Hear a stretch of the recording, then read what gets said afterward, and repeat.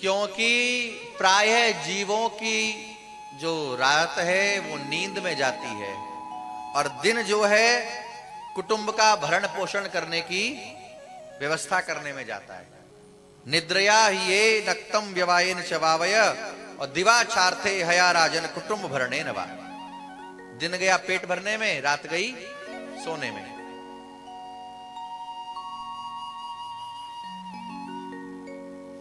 और बड़ी मुझे हंसी आती है, सुखदेव जी कहते हैं तेषाम प्रमत्तो निधनम पश्यन्नपि न पश्यति।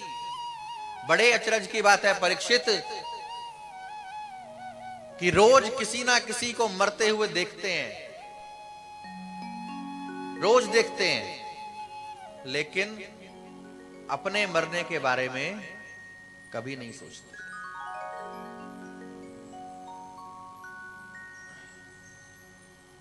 इतना बड़ा संसार है, रोज कोई ना कोई मरता ही रहता है। कितनों को तो हम कंधों पर ले जाते हैं शमशान तक।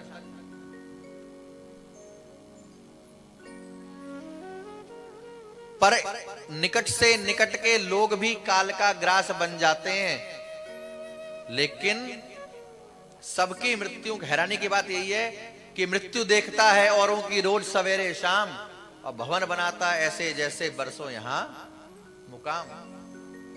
अपनी नहीं सोचते कि हमको भी जाना कमरा खाली करके। ये खाली करनी पड़ेगी धर्मशाला, ये पंचायती धर्मशाला है। राजी राजी नहीं तो गैर राजी। शीतजल पावक गगन समीरा, ये इन 5 की पंचायती है, खाली करना पड़ेगा। इसलिए सुखदेव महाप्रभु कहते हैं परीक्षित, जीव, तुमने प्रश्न किया कि जीव को सदा सर्वदा क्या करना चाहिए, तो मैं कहता हूं कि श्रोतव्य कीर्तितव्यश्च स्मर्तव्यश्चेत्थावयम्। जीव को सुनना चाहिए, सबसे पहली बात है सुनना। सुनना बहुत जरूरी है। मैंने पहले दिन भी आपसे कहा था, नवधा भक्ति में पहला क्या है? श्रवण। गोस्वामी जी क्या कहते हैं? प्रथम भक्ति संतन कर संगा, संतों का संग, मतलब भगवान की कथा लीला ही सुनने को मिलेगी। यहां भी सुखदेव महाप्रभु सबसे पहली जो बात कह रहे हैं, समाधान दे रहे हैं, वो है श्रोतव्य, सुनो। दूसरा, सुन करके कीर्तन करो, कीर्तितव्यश्च।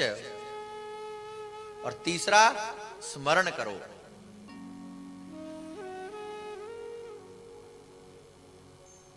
एक काल और एक गोपाल, इनको याद रखिए।